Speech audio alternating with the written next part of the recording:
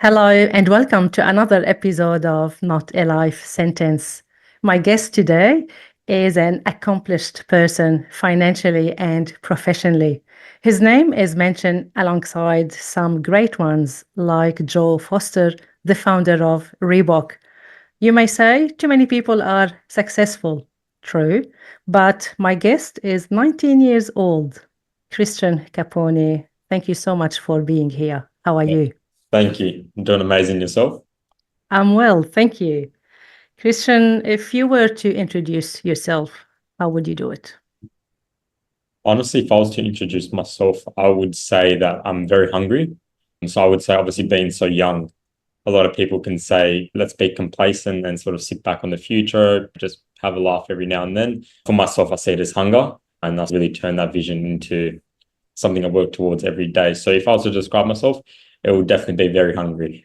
Yeah, hungry for what? Success. And success in my eyes, I obviously have definite goals to what that means for myself. That's something that I'm definitely working towards every day. Can I be a pain and ask what is success to you? Thousand. How do you measure it? So my measure of success would be positioning myself in a way where I'm not so dependent on outside variables. So for example, let's say working a job, for instance, Mm. want to be dependent on that. That's something that I'm working towards, hence why I bought properties, etc. And on top of that, my main goal is to purchase a property in Italy. That's just a goal that I've always had since I was younger. So that's a definite sort of goal for myself. Once I can achieve that paid out, Mm. then that'll mean the world to me. Oh, lovely. Christian, you own three properties already, and you bought them within 8 months. Correct.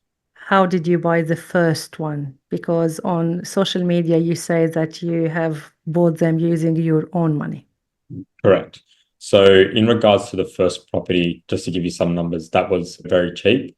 That was only $190,000. Thank God I entered the market that time because now it's 450. Mm. I wouldn't have been able to afford. I was only on an income of $40,000.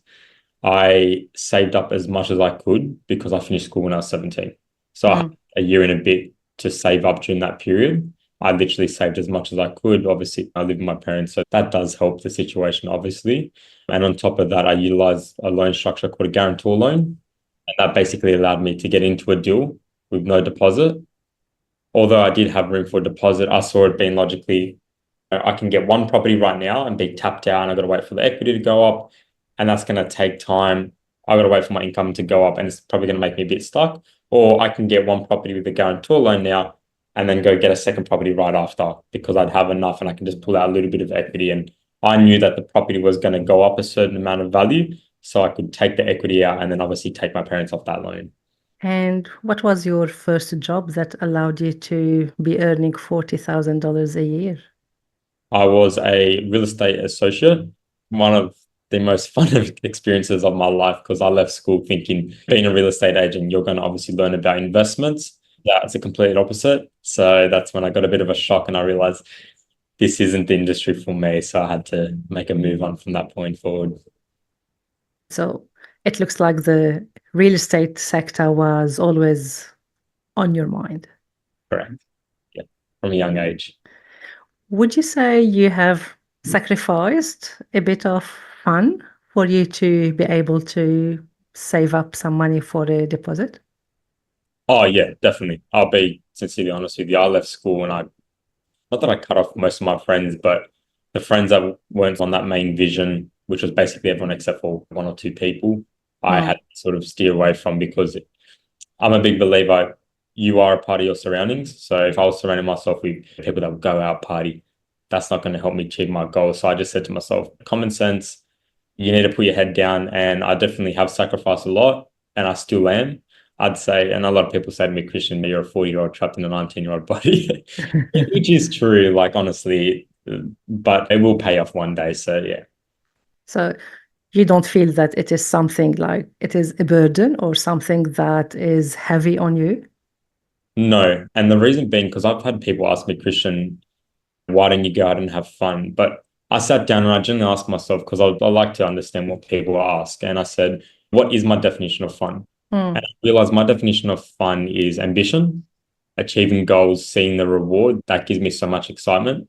I've had more fun settling on a property deal than anything in my life. So that is my form of fun. And by keeping up to date with ambition, then that's all that means to me. Your background is Italian. Is it in the culture to get into real estate and to secure sort of a roof over your head? I definitely will say in the Italian culture, there's a real sort of hard work mentality. Obviously, depending where, though, because there's two sides of the coin with that one. It's either there's a really extremely lazy side or the side that's hardworking. But most of the Italians that I know that came to Australia, they were very hardworking. So it was get a roof over their head, support the family, and do anything you can, work two, three jobs. So, and I will say that has helped me as well because I was working pretty hard, fresh out of school, 6, 7 days a week, which was quite tough on 40K a year. I think it's actually less 35K to be honest with you. But yeah, in the Italian culture, it definitely needs to get a roof over your head, but not so much the investments. That's something I will say. So, where did you get it from? Good question. When I was younger, I think it was around about 14 or 15. There was a couple of sort of events that sort of led up to that, but I watched a movie. It's called The Great Gatsby. Mm. And I always had a dream. I wanted to be a tradie. That was my goal. I wanted to be a tradie. I wanted to work hard, come home, beautiful family, wife, kids, all that. And then, like I said, I think it was 14, 15. I was watching a movie called The Great Gatsby, and it was of this man, very classy, wealthy, and just the way he composed himself. I think Leonardo DiCaprio plays him in the movie, Mm. the book on it as well. I would just sort of look at that and I would say, I think that's what I see myself becoming. And at the same time, I actually read one of my first books, which was Rich Dad Poor Dad. And that was in regards to real estate. So it was a perfect time. And I read something where this really classy man who achieved something.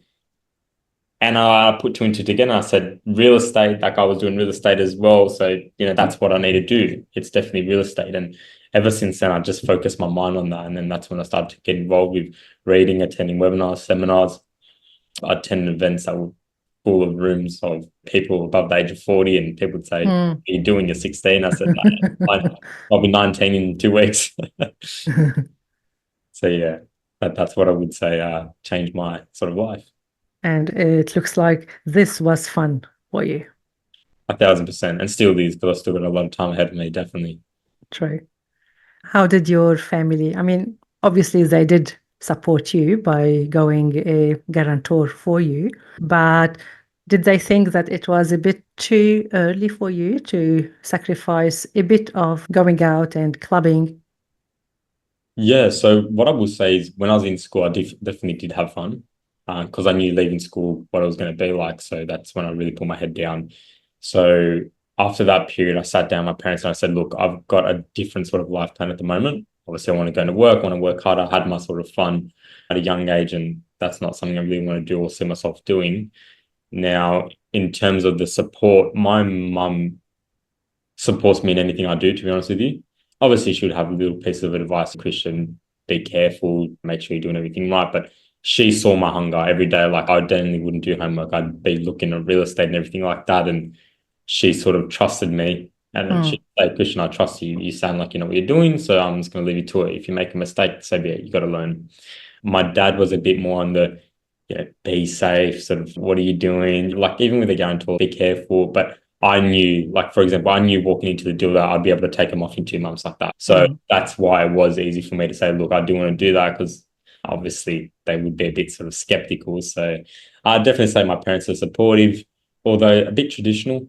For example, my father go to uni and everything like that. But I think when I talk to people and they sort of hear my vision, it goes upon them. So they might start to understand it as well, which is pretty cool for myself because I feel like I got a lot of passion and people start to see that vision. Like, fair enough, we'll let you be. Mm. Do you still have friends from the school time? To be honest with you, Yeah. I do have one friend from school, and I do have one close friend outside of school that I sort of grew up with. He was my neighbor, and right now, the next sort of venture I'm doing is looking into doing developments and renovations, which is Okay. something I'm looking to get into before the end of the year. So we're doing that together, or perhaps by myself. We're sort of looking into that at the moment. Okay. I was going to ask you, what are they doing? They must be young.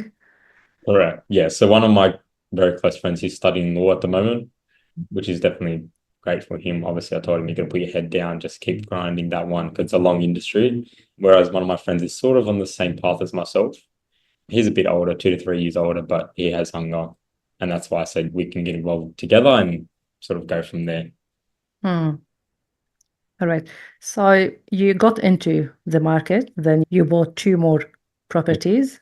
Then you decided to share your knowledge and to write a book to educate others. Correct. What is the name of your book? Yeah, I've actually got it right here. Mm-hmm. It's called Unlocking Property Wealth. It's getting blurred out. So I spent probably around about a year and a half to 2 years writing that one. Reason being is because I just felt like I was at a point where I had too much information to store in, and I'm a pretty verbal person. I like to talk to people, help people, and everything like that. So why not put myself out there? Looking around on the internet, you see a lot of, I don't want to say anything, but fake stuff. When I said I'm talking about real estate, it's real. Hopefully, people see the value in that, and if I can help people in any way, I definitely will. I saw on social media as well that you were advertising it for free. People just need to pay for the postage, right? Correct. Yeah, the postage and the handling fee. So I'm running an Mhm. ad for that one at the moment because I literally just released that, gosh, probably less than a month ago. Yeah, that took a lot of hard work to write. So it took you a year and a half to write a book, and now you are distributing it for free. Do you do seminars? Seminars, not at the moment. It's something I'm looking into. So I was actually meant to speak to someone today to sort of help me on that trajectory. Mm, I'm looking to do webinars just to provide value as much as I can. Even if it's a Discord or a Telegram account where I have a sort of community of people when it comes to real estate. mm. Not only for myself, if I have other like-minded people where we can sort of come together and create a community. I feel like sort of in Australia, we like a little bit of that. We don't really want to sort of help each other and we want to keep it a bit to ourselves. So if we can bring a sort of different mindset to it and all help each other, that'll probably work out better in there. So what are you working on currently? At the moment, it'd be Mm-hmm. mainly focusing on the renovation/development. There's a Okay. few sort of sectors I need to go through with that. Different ball game from buying and holding. I don't regret buying and holding. Probably one of the best decisions I've done. But yeah, I feel like I want to take a sort of different step in regards to property at the moment. Mm. If someone is finding it hard to get into the property market, what is your advice? I'd say it'd be very simple, to be honest with you. I've even done a couple of videos on this. Firstly, understand your position. So you'd want to speak to a mortgage broker because you don't know what you can borrow without speaking to a broker. Mm, For example, I didn't know I could borrow anything at all until I spoke to a broker and the options were there. And I wasn't going to act like I know because realistically, I don't know how the finance work or anything like that.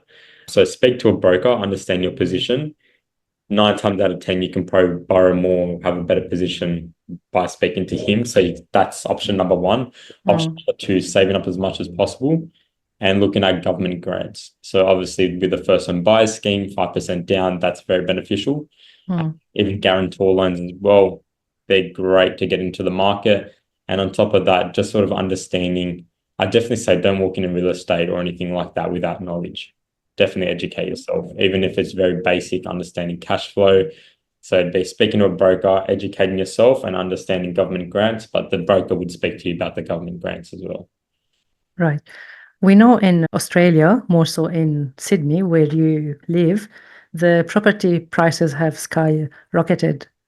Where would you recommend or encourage people to buy because you are in the market?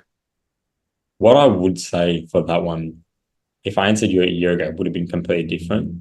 Mm, At the moment, I would say go off what you can do. So let's say if you came and said, Christian, I can borrow 700,000. mhm, I'd say, let's find the best deal for 700,000. And what I mean by the best deal is the best numbers walking into the deal, whether that be in Brisbane, the Gold Coast, Sydney, Melbourne, Adelaide, wherever that may be, wherever you're going to make the best money, go for it. Because at the end of the day, it doesn't really matter where you're buying in Australia, it's very stable. It's always going to go up in value. The markets always have their booms. Literally every major capital city has booms. So you're pretty safe. So just find the best deal with your numbers. For example, you can get a 2 bedroom unit 45 minutes from the CBD in Sydney for 400,000. 2 months ago, you could have gotten a townhouse in Brisbane 10 minutes from the CBD. So you compare the value as well to see what the best investment would be. And obviously the better deal would be the Perth one in that case. How is the market in Western Australia? It's had its time. I would say it definitely has peaked. Right now, it's very stable. I'd say it'd probably go up another 6 or 10% within the next year. But in terms of having that major growth, it's sort of plateaued at the moment. Okay. You have had a collaboration with Joe Foster, the founder of Reebok, where you are a co-author in the second book, How to Survive and Thrive. How was the experience? Oh, it was honestly great. To be honest with you, I am still young, so to be collaborating with people like that is quite exciting at the end of the day. But not only that, surrounding yourself with people who have made it makes it a lot easier because you say to yourself, if they can do it, obviously you can work hard and do it, follow their principles, don't rewrite the rule or anything like that. So it was honestly a great experience. They're supportive and they give me a lot of support, which is honestly great. Yeah. And if people would like to get in touch with you, where can they find you? Anywhere, whether it be Instagram, YouTube, Facebook, LinkedIn, what other social media platforms did I miss out on? Basically everything, to be honest with you. Did I see on social media you paying people money to ask you a question? That was at the beginning, yeah. So when I first started doing this, I just wanted to sort of understand how it all worked. So I was running an ad where, yeah, I'd literally pay people to ask me questions when it comes to real estate, because I feel like at the end of the day, real estate is one of those industries where if you don't know, it can seem very scary. Daunting, yeah. Yeah, for sure. I remember when I was first looking at property, I had absolutely no idea. So I just wanted to sort of come across and say, look, I'm literally giving you something to ask me a question just to provide you value at the end of the day. I must say, when I saw it, I thought, what a clever idea. Yeah. Yeah. Any last advice? What would you tell people who are trying to get into the market or people who are already in the market? How can they expand? So for people looking to get in the market, I will say understand your options. That's one thing. Don't jump into the market without obviously having that knowledge, because you can end up buying a house and then unfortunately you're stuck. You can't borrow and build that portfolio. Understand your goals. I'm a big believer. I'm not sure if you've heard it in my videos or anything like that, but reverse engineer your goal. So if you want to achieve X, how are you going to get there? And it's very easy to understand, especially through property, because it's a numbers game. Understand what your long-term goal is, and then you can walk into the market very clear. I'll give an example. If you were to buy a castle and you required 500,000, obviously if you want to buy properties with capital growth, you'd probably buy 2 to 3 freestanding properties or properties with a decent amount of land, sell them off in 10 years' time. Very simple. So walking into it, I need to get that property. And then for people that are already in the property market, I would say don't be scared to pivot. Don't be scared to pivot away from strategy. Definitely. So that's something that I've learned at the moment, because I was strict on the buying and holding. I wanted to get 10 properties, but I learned that there's other creative strategies out there. And obviously, different times in your portfolio journey, you can take different directions that will definitely make it a lot better. Okay, so basically try to start where you are at Correct. and definitely educate yourself first. 1,000%. Definitely. You wouldn't want to make that mistake. And one of the books would be Cristian Caponi's one. Oh, 1,000%. Number one, the you will. Correct. Of course. Cristian, thank you so much for being here and for sharing your experience with us. You are awesome. My pleasure. Thank you so much. Bye.